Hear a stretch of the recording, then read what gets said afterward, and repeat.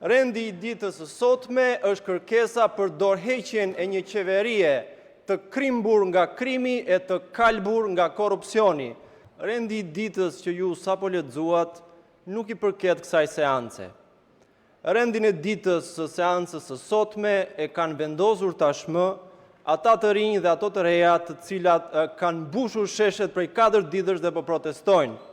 Rendi i ditës së sotme është kërkesa për dorëheqjen e një qeverie të krimbur nga krimi e të kalbur nga korrupsioni.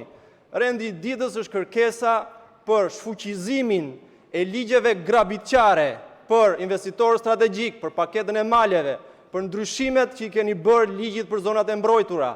Ky është rendi i ditës së sotme. Mos e vazhdoni më këtë teatr patetik.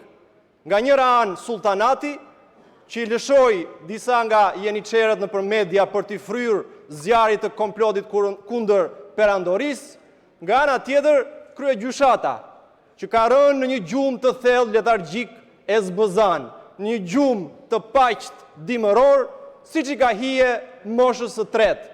Shqipëria po zihen nga entuziazmi, Shqipëria po e lë pas të shkuarën.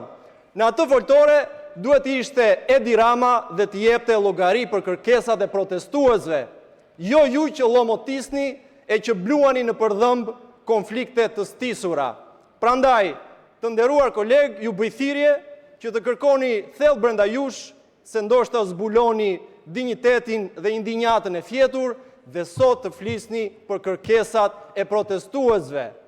Është një shprehje që thotë që e vërteta na bën të lirë, dhe më besoni ka një të vërtet gjigante në thirrjet e protestuesve Ramanburg, Berishanburg. Dhe është kjo e vërtet, të nderuar koleg, që do t'ju çlirojë edhe ju nga diktati i sultanatit dhe i kryegjyshatës.